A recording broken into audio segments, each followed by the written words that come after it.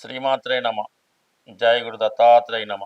ఈ వీడియోలో మనం మిథున రాశి వారికి అక్టోబర్ 5వ తారీఖు నుంచి 11వ తారీఖు మధ్యలో జరగబోయే వార ఫలాలు పరిశీలించినప్పుడు ఈ రాశి వారికి ఈ వారం అంతా కూడా గురువు రాశి అందే సంచరిస్తూ తన సొంత నక్షత్రమైనటువంటి పునర్వసు నక్షత్రం మీద సంచరించడం జరుగుతుంది.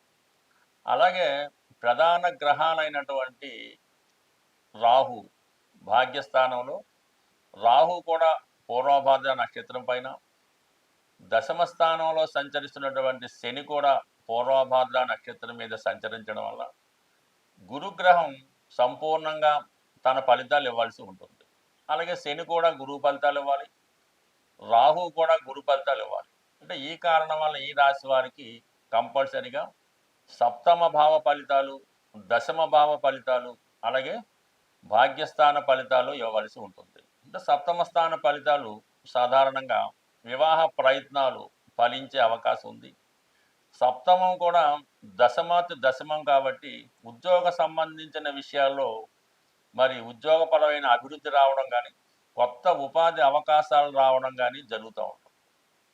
అలాగే దశమ స్థానంలో శని భగవానుడు కూడా గురువు నక్షత్రం మీద ఉండి గురు ఫలితాలు ఇవ్వడంతో పాటు, అలాగే మీనరాశిలో సంచరించడం వల్ల కంపల్సరిగా వృత్తిలో సడన్గా అభివృద్ధి రావడం జరుగుతూ ఉంటుంది. కొన్ని సందర్భాల్లో సడన్గా ప్రమోషన్ లాంటిది రావడం కానీ, మీ పై అధికారులు ఏదో విధంగా సెలవు పెట్టడం వల్ల, వారు పదవి విరమణ వల్ల మీరు ఆ పదవిలోకి ప్రవేశించే అవకాశం ఉంటుంది. ఇక 9వ స్థానంలో ఉన్నటువంటి రాహు విదేశ ప్రయత్నాలు చాలా వరకు ఫలిస్తాయి. అలాగే దూర ప్రాంతంలో ఉన్నటువంటి మీ సంతానాన్ని కలుసుకోవడం కానీ, విదేశంలో ఉన్నటువంటి పుణ్యక్షేత్రాలు కానీ, ఆధ్యాత్మిక కేంద్రాలు కానీ కలుసుకోవడం జరుగుతూ ఉంటుంది. అలాగే మీలో ఒక విధంగా సమర్థత పెరుగుతూ ఉంటుంది. మీరు సినిమా రంగంలో ఉన్నా, టీవీ మీడియా రంగంలో ఉన్నా, అడ్వర్టైజ్మెంట్ రంగంలో ఉన్నా, మీలో ఉన్నటువంటి టాలెంట్కి చాలా గొప్ప పేరు రావడం వల్ల కొత్త అవకాశాలు కూడా రావడం జరుగుతూ ఉంటుంది. బట్ ఏదైనా ఈ మిథున రాశి వారికి వారి వృత్తి సంబంధించిన విషయాల్లోనూ, వ్యక్తిగత విషయాల్లో కూడా చాలా గొప్ప మార్పు ఈ సమయంలో రావడం జరుగుతూ ఉంది.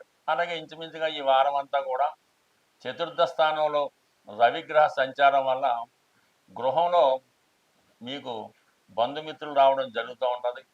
ఎవరో ఒక గొప్ప ప్రముఖ వ్యక్తి మీ ఆతిథ్యాన్ని స్వీకరించడం కానీ, మీరు వారి యొక్క ఆతిథ్యాన్ని స్వీకరించడం కానీ జరుగుతూ ఉంటుంది. అయితే యాజిటీజ్గా 5వ స్థానంలో ఉన్నటువంటి కుజ బుధుల కలయిక చాలా వరకు స్పెక్యులేషన్ సంబంధించిన విషయాల్లో చాలా జాగ్రత్తగా ఉండవలసి ఉంటుంది. అలాగే కొన్ని సందర్భాల్లో బాగా ఆత్మీయులతో విరోధాలు కానీ, అభిప్రాయ భేదాలు కానీ వచ్చే అవకాశం ఉంది. అయితే ఈ సమయంలో మీలో ఉన్నటువంటి వాక్చాతుర్యానికి మంచి గుర్తింపు కూడా రావడం జరుగుతూ ఉంటుంది. బట్ ఏదైనా ఈ సమయంలో దగ్గర బంధువులతో విరోధాలు రాకుండా మాత్రం కంప్లీట్గా చూసుకోవాల్సి ఉంటుంది.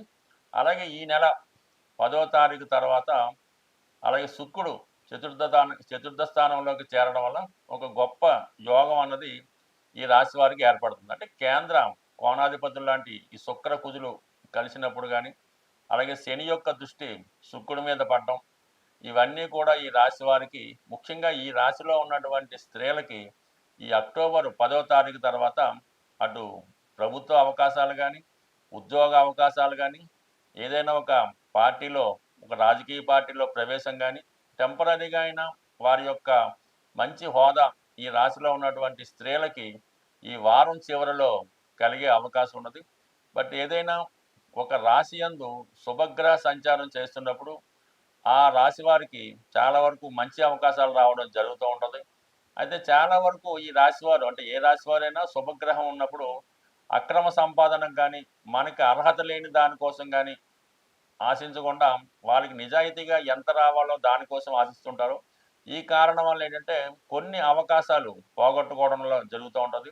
అంటే వీరికి వచ్చినటువంటి అవకాశం ఇతరులకి నష్టం కలగకుండా ఉండాలనే భావన కూడా వీళ్ళలో ఉండడం వల్ల, నిజాయితీగా ప్రవర్తించడం వల్ల కొన్ని మంచి అవకాశాలు ఈ రాశి వారు ఈ సమయంలో వదులుకోవడం కూడా జరుగుతూ ఉంటుంది. సాధారణంగా గ్రహాల పరిస్థితి మనకి అనుకూలంగా లేనప్పుడు గ్రహాల సంచారంలో మనకి గ్రహాలు చెడు ఫలితాలు ఇస్తున్నప్పుడు మనం తొందరగా గ్రహాల యొక్క అనుకూలత పొందాలంటే ఆ గ్రహం ఉన్న స్థానాన్ని బట్టి మనం పరిహారం చేసుకుంటే చాలా వరకు ఆ ఫలితం మనకి తొందరగా వచ్చే అవకాశం ఉన్నది.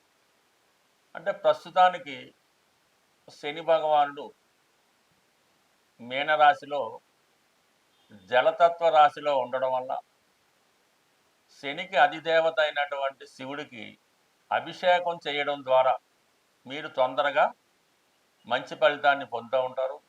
శని యొక్క అనుగ్రహానికి లోనయ్యే అవకాశం ఉంటుంది. అంటే శని భగవానుడికి కేవలం ఏలినాటి శని, అష్టమ శని, అర్ధాష్టమ శని జరుగుతున్న వారే కాకుండా ప్రతి ఒక్కరూ కూడా విధి విధానంగా కంపల్సరిగా శని భగవానుని, శనీశ్వరుని పూజించవలసి ఉంటుంది. కాబట్టి ప్రస్తుతం మీరు శని భగవానుని ఈశ్వరుడికి లేదంటే డైరెక్ట్గా శని భగవానుడికి అభిషేకం చేయడం వల్ల మీ యొక్క సమస్యలు చాలా తొందరగా పరిష్కారం అయ్యే అవకాశం ఉంటుంది.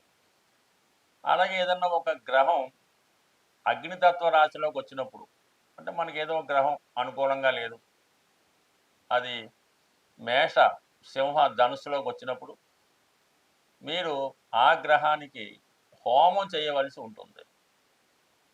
ఆ గ్రహానికి హోమం చేయడం వల్ల, అధిదేవతకి హోమం చేయడం వల్ల తొందరగా ఆ ఫలితం మీరు పొందడం జరుగుతూ ఉంటుంది. అదే వాయుతత్వ రాశులైనటువంటి మిథునం, తుల, అలాగే కుంభం, అంటే కుంభరాశిలో ప్రస్తుతం రాహు సంచారం చేస్తున్నాడు. కాబట్టి రాహుని మనం ప్రసన్నం చేసుకోవాలంటే జపం చేసుకోవడం ద్వారా, అంటే రాహు గ్రహానికి డైరెక్ట్గా జపం చేసుకోవడం కానీ, దుర్గా అమ్మవారికి సంబంధించినటువంటి స్తోత్రాలు చదువుకోవడం కానీ, అమ్మవారిని సంబంధించిన లలితా సహస్రనామము, దుర్గా అష్టోత్తరము ఏదో ఒకటి మీరు చదువుకోవడం వల్ల కంపల్సరిగా రాహు యొక్క అనుగ్రహం మీకు తొందరగా లభించే అవకాశం ఉంది. అదే భూతత్వ రాశుల్లో ఒక గ్రహం సంచరిస్తున్నప్పుడు కంపల్సరిగా మీరు దానాలు చేయవలసి ఉంటుంది. ఆ గ్రహానికి సంబంధించినటువంటి దానాలు చేయడం వల్ల ఫలితం తొందరగా రావడం జరుగుతూ ఉంటుంది. బట్ ఏదైనా ఈ పాపగ్రహాలకి కంప్లీట్గా మీరు జపం ద్వారా కానీ, హోమం ద్వారా కానీ, దానం ద్వారా కానీ మీరు ప్రసన్నం చేసుకోవచ్చు. శుభగ్రహాల్ని కేవలం ఆ శుభగ్రహాలకు సంబంధించినటువంటి అధిదేవతల్ని ఆ స్తోత్ర పారాయణం వల్ల, ఆ గ్రహానికి జపం వల్ల కంప్లీట్గా వాటిని మీరు అనుకూలంగా మార్చుకోవచ్చు. బట్ ఏదైనా కొన్ని గ్రహాలకి సులభంగా మీరు ఫలితం పొందవచ్చు. అంటే ఈ బుధుడు, ఈ శుక్రుడు, ఈ కుజుడు తొందరగా మీకు ప్రసన్నం అవడం జరుగుతుంటుంది. కాబట్టి సులభంగా వాటిని మీరు శుభంగా మార్చుకోవచ్చు. అదే రాహువు, కేతువు, శని, గురువు ఒక పట్టాన అవి మనకి అనుకూలంగా మారే అవకాశం లేదు. కాబట్టి వాటికి ఎక్కువ సమయం కేటాయించి ఎక్కువగా చాలా దీక్షగా చాలా ఘనంగా పరిహారం చేయవలసి ఉంటుంది. సో ఏదేమైనా గ్రహాల్ని మనం ఎంతగా ప్రసన్నం చేసుకుంటే మనకి జాతకం అంత అనుకూలంగా మారే అవకాశం ఉంటుంది. స్వస్తి.